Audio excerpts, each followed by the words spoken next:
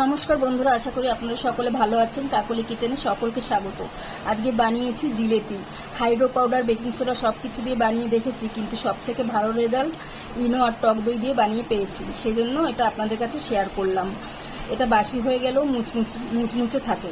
তাহলে চলুন কিভাবে বানিয়েছি দেখা যাক। আমি এখানে 1 কাপ ময়দা নিয়েছি আর দিচ্ছি 1 চামচ ঘি আর দিচ্ছি টক দই।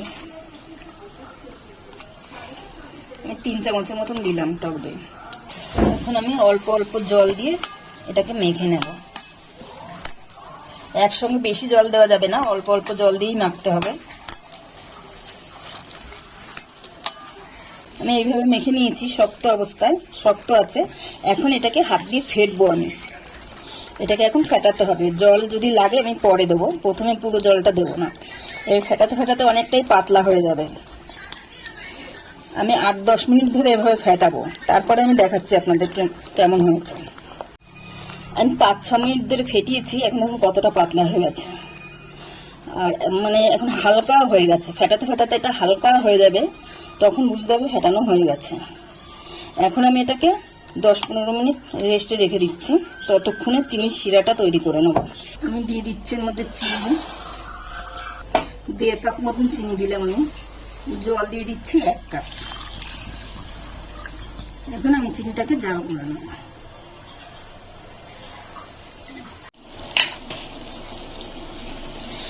আমি এখন এর মধ্যে, চিনিটা আমার গলে গেছে, এখন আমি এর মধ্যে একটু লেবুর রস দিয়ে দিচ্ছি। এই লেবুর রসটা দিলে আর চিনিটা জমাট বাঁধবে না। এখন দিচ্ছি সামান্য একটু ফুড কালার, এই চামচের মাথায় একটু দিলাম, তাহলে জিলেপির কালারটা সুন্দর হবে।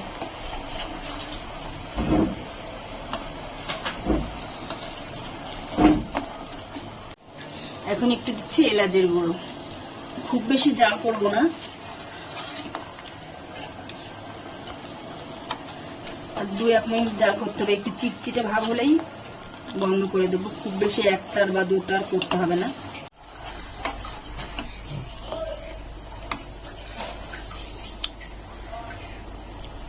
একটু চিটচিটে ভাব হয়েছে। এটা খুব বেশি ঘনও হবে না, খুব বেশি পাতলা হবে না। একটু চিপচিপে ভাব হলেই মনে করবেন এটা হয়ে গেছে। আমি এখন এটাকে অফ করে দিচ্ছি। এখানে আমি 1 প্যাকেট ইনো নিয়েছি,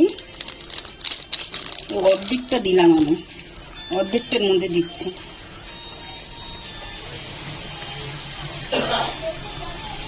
আর দিলাম একটু জল। জলটা দিয়ে আবার একটু ফেটিয়ে নেব।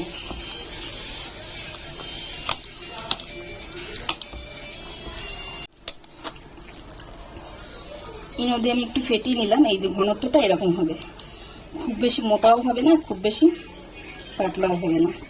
এই যে আমি এখানে দুধের প্যাকেট নিয়েছি, 2টো দুধের প্যাকেট একসঙ্গে আমি কেটে নিয়েছি। এখন আমি একটা গ্লাসের মধ্যে বসিয়ে নিচ্ছি।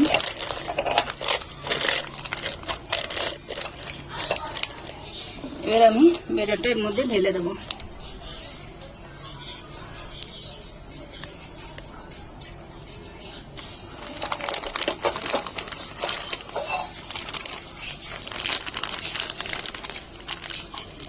আমি একটা গার্ডার দিয়ে ভালো করে এটাকে আটকে নেব।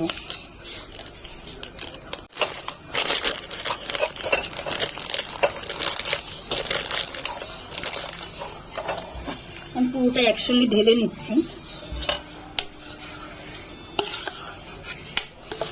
ইনো দিয়ে বেশিক্ষণ রাখা যাবে না এটা, সেজন্য একসঙ্গে পুরোটা ঢেলে নিচ্ছি। আমি কড়াইতে তেল গরম করতে দিয়েছি। তেলটা খুব বেশি দিতে হবে না, 1 আঙ্গুলের মতন থাকবে, কড়া থেকে 1 আঙ্গুলের মতন হলেই হবে। এখন একটু চেক করে দেখবো তেলটা আমার ঠিকঠাক গরম আছে কিনা। প্রথমে 1 ফোঁটা দিয়ে দেখছি। এই দেখুন, দেওয়ার সঙ্গে সঙ্গে উপরে ভেসে উঠলো, তার মানে আমার তেলটা ঠিকঠাক গরম আছে। এখন আমি জিলেপিটা ছাড়ছি। খুব বেশি ভালো দিতে পারি না, যা হোক টেরা বেড়া করে করে দেখাচ্ছি।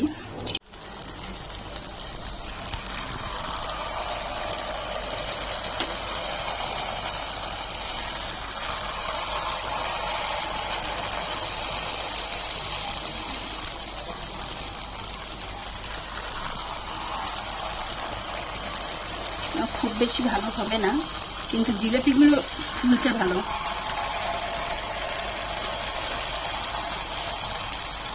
এক পিঠ হালকা হয়ে গেলে তারপর আবার উল্টে দিতে হবে। যেগুলো এক পিঠ হয়ে গেছে এখন আমি উল্টে দিচ্ছি। দু পিঠ লাল লাল করে ভাজা হয়ে গেছে, এখন আমি তুলে নিয়ে চিনির শিরার মধ্যে দিয়ে দিচ্ছি। গরম অবস্থায় চিনির শিরার মধ্যে দিতে হবে। চিনির শিরার মধ্যে দিয়ে বেশিক্ষণ রাখবো না, শুধু একটু এখন ডুবিয়ে নেবো, ডুবিয়েই উঠিয়ে দেবো, নাহলে খুব বেশি নরম হয়ে যাবে।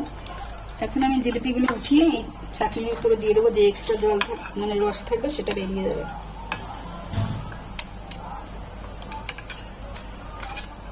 আবার দিচ্ছি আমি।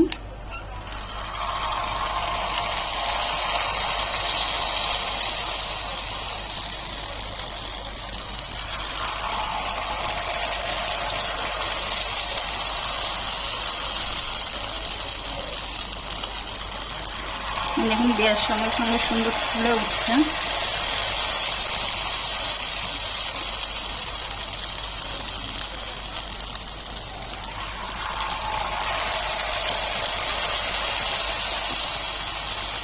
এই দুদিকই ফুলেছে, দুদিক ফুললে মনে করবেন জিলিপি আমার ঠিক আছে। এক পিঠ চ্যাপটা হয়ে গেলে তাহলে আর রস ঢুকবে না। এই জিলিপি যেরকম দুদিকে এরকম সুন্দর ফুলছে, এতে রস ঠিকঠাক মতন ঢুকবে। লাল লাল করে ভেজে নিয়েছি আমি একটু মুচমুচে করে করবো, সেই জন্য আমি লাল লাল করে ভেজে নিয়েছি। এখন আমি ডাইরেক্ট আবার দিয়ে দিচ্ছি চিনির রসের মধ্যে। আমি এইভাবে করেই ভালো রেজাল্ট পেয়েছি। আমার জিলিপিগুলো হয়ে গেছে। 1 কাপ ময়দায় কতগুলো হয়েছে, আরো 2-3টে খাওয়াও হয়ে গেছে। তবে এক সাইজের হয়নি, ছোট বড় ব্যাকা ট্যারা সব হয়েছে, কিন্তু জিলিপিগুলো খুব সুন্দর হয়েছে। এই দেখুন ব্যাকাটা প্রজাপতির মতন হয়ে গেছে। আমি ভেঙে দেখাচ্ছি, আবার শুনতে পাচ্ছেন। এই দেখুন রসে ভর্তি ভিতরে। হ্যাঁ, আর একটা ভেঙে দেখাচ্ছি। সবগুলোই মুচমুচে হয়েছে, আবার শুনে বুঝতে পারছেন কেমন মুচমুচে, আর ভিতরে একদম রসে ভর্তি। দেখুন খেতে ভালো হবে, খুব দারুণ হবে, কিন্তু দেখতে ভালো হয়নি, টেরা বেঁকা হয়েছে। আমার ভিডিওটি যদি ভালো লাগে তাহলে একটা লাইক করবেন, সাবস্ক্রাইব করবেন এবং কমেন্টে জানাবেন কেমন হয়েছে।